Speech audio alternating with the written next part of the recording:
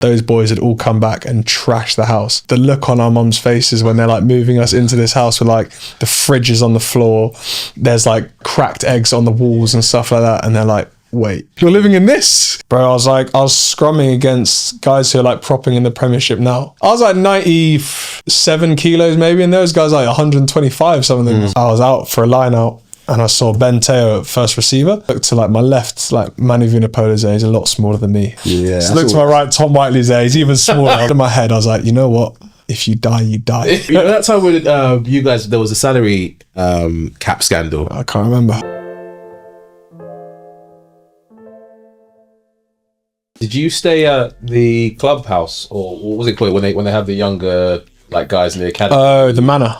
Yeah, I lived in the Manor. Yeah. Bro, I remember once I went there and I saw Maro, and like it was just like the kitchen was a mess. That was St Albans. St Albans. Yeah. No, it was Hatfield. He lived. Yeah, that might be the banger. Yeah, the banger.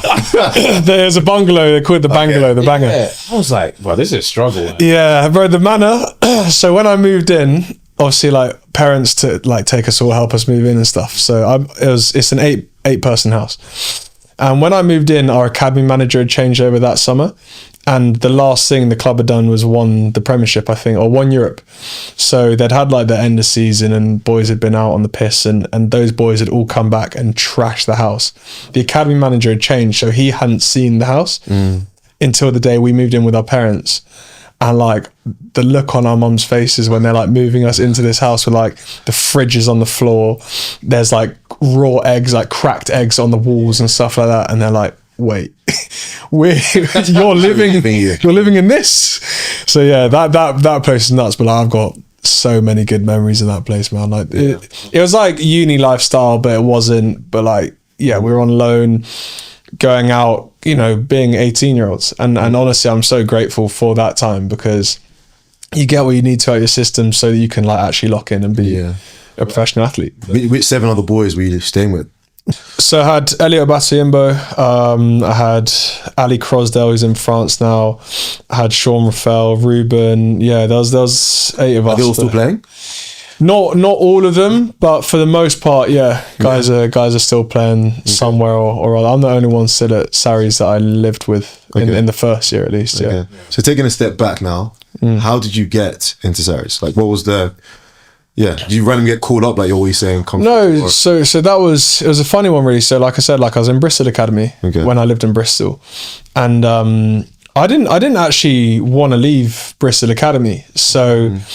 I emailed their former academy manager and said, "Oh, look, I'm going to go to Harrow. I've accepted the scholarship. You know, I'm happy to stay with the academy. Like, we can discuss how it's going to work." And he was quite blunt, and I never liked him, to be honest. And he just went like, "I know it's been a tough decision. Good luck." Instead of being like, "Oh, come in, we can talk about it, or we can figure out how it can work," he just made the decision for me. And Jesse Coulson, who got me to Harrow, the director of rugby at the time, he said like, "Don't worry about academy stuff, I'll get you in Sarries." And so like I got to Harrow, and he was like, yeah, I've spoken to Sarries, like you're good to go. So I was like, yeah, I was like, sweet. Wow. So like fully, Sarries had never seen me, knew nothing really about me, brought me in the academy. Like I said, I was a prop at the time. You were still a prop then? Yeah, I was still playing prop. So at that time, I was aspiring to be a back row, playing second row at school and playing prop at Sarries. So then it was like the summer after my lower sixth, going to upper sixth, I was like, right, it's time I just take the decision out of anyone's hands. So I was like, I'm going to get fit. I'm going to get in better shape. Mad. Bro, I was scrumming against guys who are like propping in the Premiership now. And I was like 97 kilos maybe, and those guys like 125 some of them. Was like, did you ever scrum against B?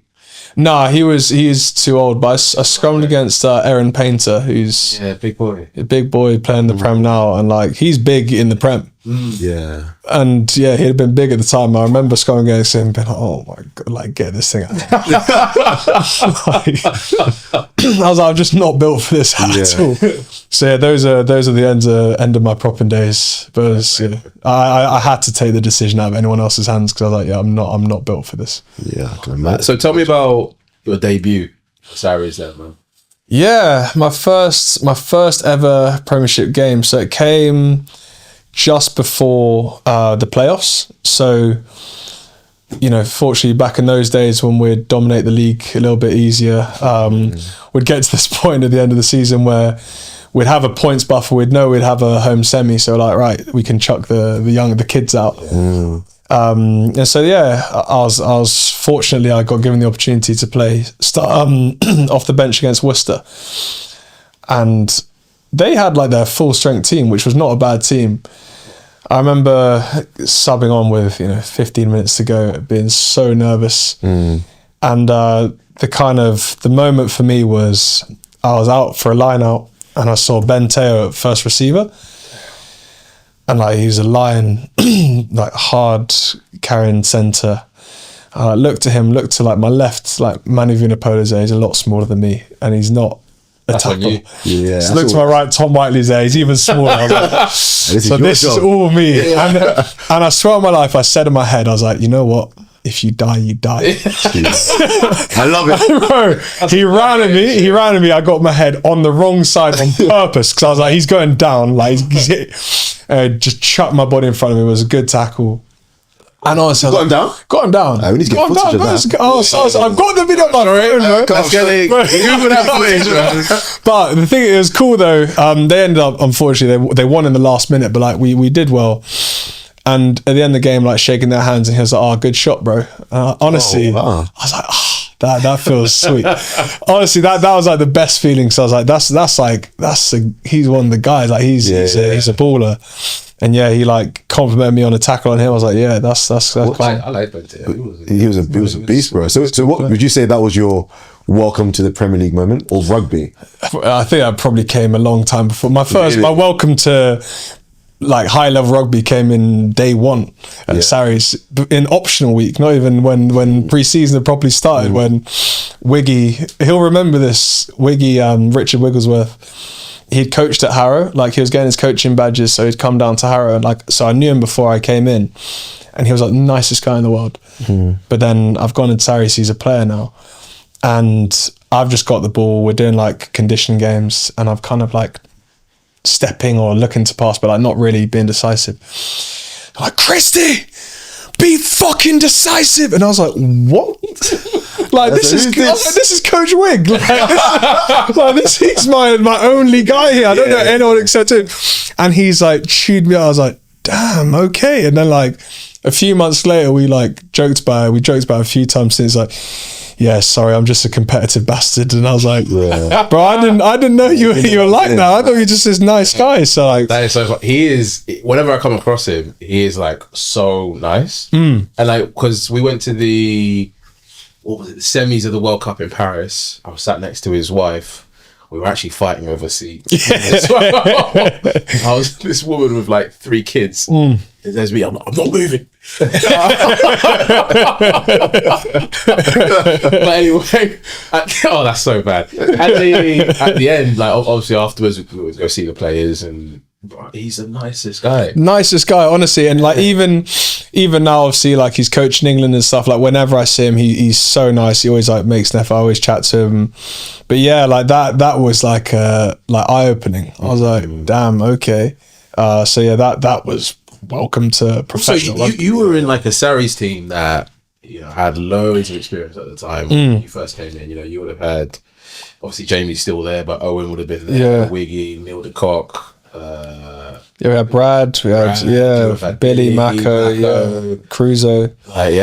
Kruis would have been there as well. Yeah, I hear he's skinny now. He is. He said his goal was to be described as wiry, and he's wiry now. So he's lost something like 25 kilos or 30 kilos, and he wasn't like fat before. So I don't. What should I say? I will anyway. So why not? That time when you guys, there was a salary cap scandal. I can't remember. I was in New York on just a random out. I feel like this is might be about to go left. So I was. This was after the World Cup? Yeah, I think it was after the World Cup. The Japan World Cup. Yeah, we were in this club, maybe like Mr. Chow's or something. All of a sudden, I get this like paw on my shoulder. I'm like, what? And it's George. And he's there, pissed, like, could barely stand. And he gets, he's got a wad of cash on him. And then there's a photo of both of us, and he's just like, got this cash. Well, you know he's a businessman. I literally feel like maybe... But there's no link to a salary cap, don't do that. Couple weeks after. I'm not involved in this. Sorry, I shouldn't say that, but yeah, that was a funny moment. Bro, he's a legend, man. Kruis is such a legend. But yeah, bro, that team was... I've said this to the young guys now, because, like, you know, obviously everyone's always wanting to play, and certainly when guys have, say, been on the bench and not got on the pitch for like games in maybe the Prem Cup when they're young and they're inexperienced, or they've been near and haven't quite got it, I'll say something like, look, in my first year I was 12th choice, and like at best I was 12th choice. Like, I'm never playing a game, you know, like we had to even train at that point with the first team, you were like doing well. You know, I'd try and swap into sessions if I was lucky, but because I had like Benel, Nick Ezekwe just a year above me, and even they weren't like getting close to the team at that point. Nick started to, and then obviously Ben followed, but at that point they were scrapping to try and, you know, play. And even then we had Skoltberger, we had Mike Rhodes, like we had all sorts. I was nowhere near. And so I say to these guys who like get disappointed that they're not playing Prem games, I'm like, bro, the fact you're training, like, trust me, it could be like a lot worse. You were scrapping those times. I'd sit on the side in unit sessions when we're doing lineouts, and you're not involved, and then, you know, all of a sudden they're like, someone gets hurt, like, oh, you're in. And you've not done anything for weeks. You're like, you have to just come in and know. I remember another kind of welcome to professional rugby moment. The year I joined was just after the Lions. So Maro Itoje had been on the Lions tour. They come back into pre-season training, and I just got sent into their team. And so like Crusoe's calling all these like lineouts and stuff. And it's like he was talking Chinese. And I'm with Crusoe, who I don't really know, Maro, who I don't really know, and they're operating on this level. Like Jamie's thrown in, they've got Mako there. And I'm like, I just can't fuck up. But it was just moving so quickly. It's like, but I genuinely learned more that session than any session I've ever done before or since, just because you just have to adapt to like not be out of place. And they're giving like all sorts of like high level feedback, and I'm like, I'm just trying to not fuck up. But yeah, man, that like coming through with those guys in the room was incredible. Like the conversations and the level that they performed at, but also just the ability to, we call it flicking the switch. To just go from like everyone's having a laugh to like, right, we're on. You know, that was impressive. I always think back to during that period of time, watching you guys play, where maybe the first half, the performance is not where maybe you want it to be, and you always knew during that period, second half, you guys are going to come back in a different game, and seeing you guys win all those Prems and European, and hopefully, you know, we'll get back to it. Hopefully we'll get back to it. But I guess going back to that period of time, so maybe touch on the players that helped you massively getting through the next stage, and the challenges of, like I said, your 12th, 13th choice. At that period of time, are you thinking, oh, fuck these guys, man, or do I need to go to another team? Like, where is your head at that age? Like to answer that second part, you know, so my first contract was 2 years, like, you know, you kind of take your medicine. Then the next one, even like you're sort of taking medicine and still trying to impress where you can. And then obviously salary cap things happen. But I remember, I think it's probably at some point my second contract, maybe going to my third, like talking to Mark McCall and being like, look, like I want to play more. Like I want to be in the frame a bit more. And him saying, you know, look at someone like Jackson Ray, who's a club legend. He's played 300 odd times for the club. He's like, there were times he could have left, but he like trusted the process. He trusted us. Like he stayed with us, and now look what he's managed to achieve with the club. He's like, that could be you if you just trust what we have here. And obviously I'm grateful for those times I did, because like I love being at Sarries. I've loved my time at Sarries, and I have learned so much. And obviously that time has come for me in the sense of I've got a lot of games. And yeah, so I think that, like in terms of people I looked up to, it was genuinely like everyone. I could run through at least a 15 of guys that I picked up little bits from. Obviously Maro, as you know, like I'm really close with, and with him, like I've picked up as much off the pitch as I have on the pitch. Guys like Faz, you know, small bits of advice, he was always a good person to go to. You know, he's renowned for kind of his intensity and his competitiveness, and you know, small things. I used to be kind of superstitious. I feel like it's almost sometimes, I guess, a sign of immaturity as a rugby player or as a sportsman being really superstitious.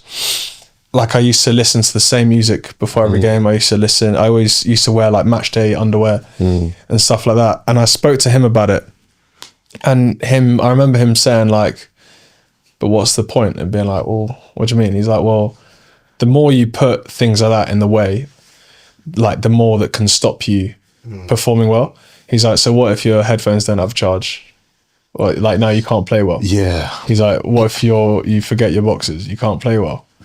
And kind of then realize, and I remember him again once before a match against Sale. I remember it vividly. We're still in the middle of the pitch. We just talked to the team, about to go in the change room. Him smiling, being like, I'm so tired. And I was like, oh shit. He's like, yeah, it doesn't matter though.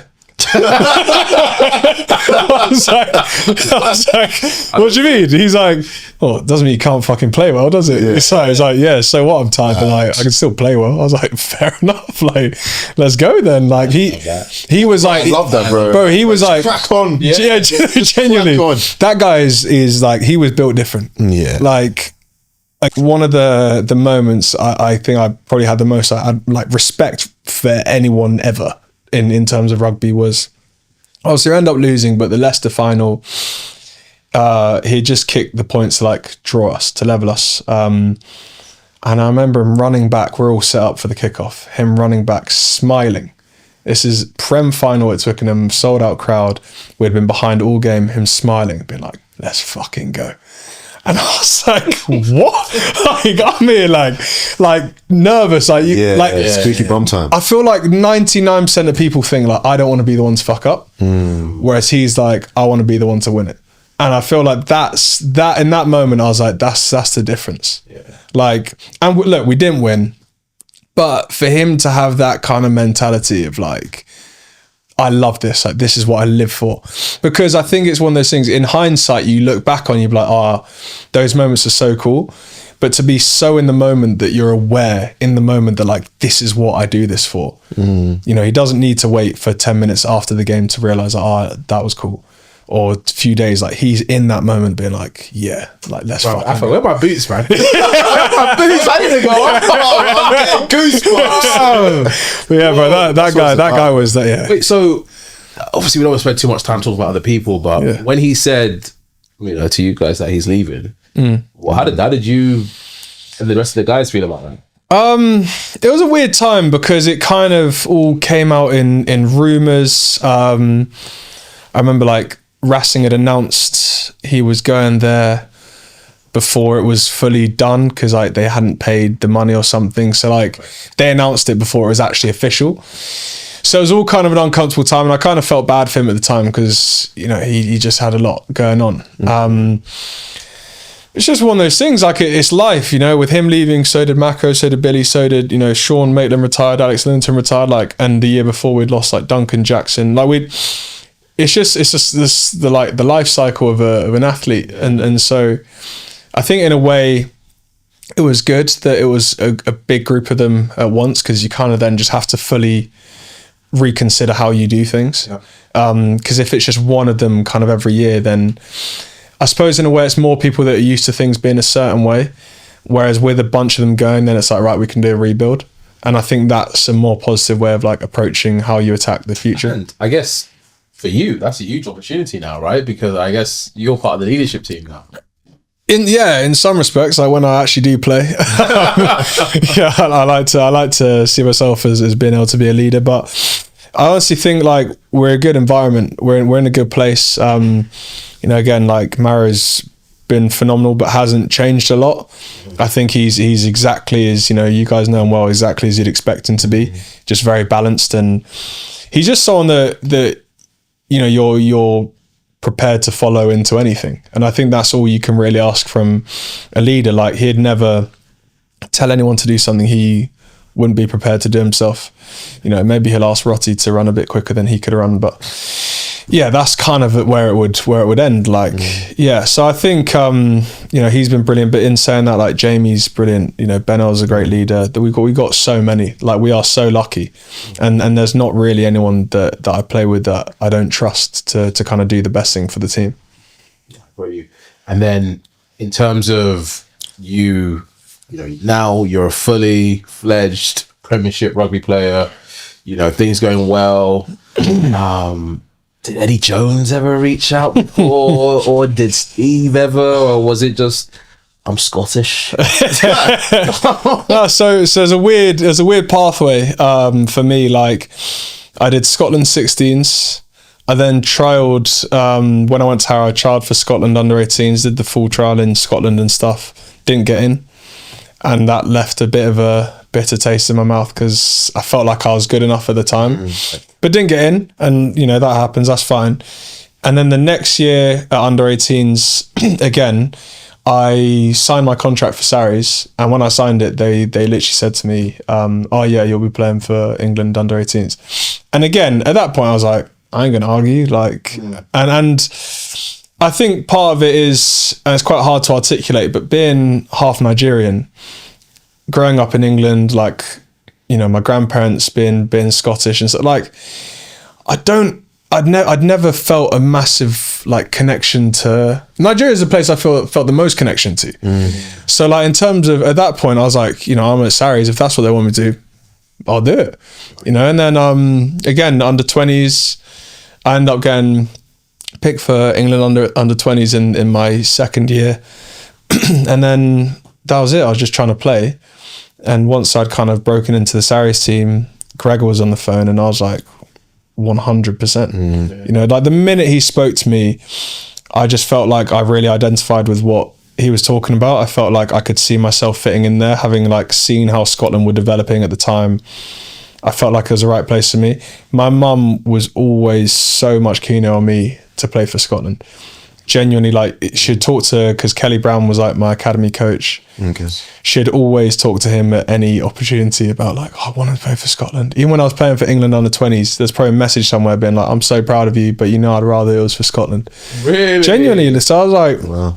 You know what? Like, if I'm making mum happy, then I'm happy. Like, but yeah, honestly, the minute I spoke to Gregor, because obviously I'd never spoken to him before, like when I first spoke to him and he was talking about potentially bringing me into camp, like, yeah, everything, like the way he kind of analysed my game, like I felt like he had it like spot on, where he sort of saw me developing as a player. Even now, you know, the amount that they check in on me when I'm injured and stuff, like when I was injured for the World Cup, and I think it was between maybe just after we had played South Africa, both him and Steve Tandy, the defence coach, like messaged me within the days after.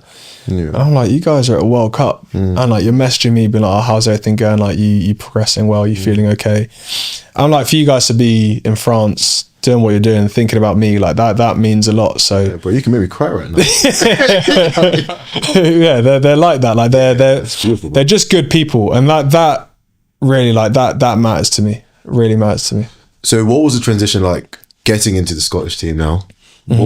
How different is it from playing at Saracens, and what were the nerves like? How did you manage everything? I think Sarries preps you quite well for those environments, because as we talked about, like coming through Sarries, when I came through, the level, the intensity that you've seen, that you've been a part of, going to international camps, always going to be a step up in a sense. And obviously they do things differently to how we do it then, but I was ready for intensity. Like I knew that was coming, and I wasn't like afraid of that. Obviously it's a different environment. It's completely different people. Sean Maitland came, which helped actually. When I first went in, he was still at Sarries, and that helped because you just have like a guy there with you. You have like a friend basically. But no, man, like it wasn't too difficult. Like they're very welcoming. The first thing they say to you is like, we just want you to be yourself. And again, like that, is so helpful. Like knowing that you're just going to be embraced in an environment, regardless of who you are, as long as you're not a dickhead. Like it's great. I'm a different type of rock star. I got class and I got Henny overflowing up my shot glass.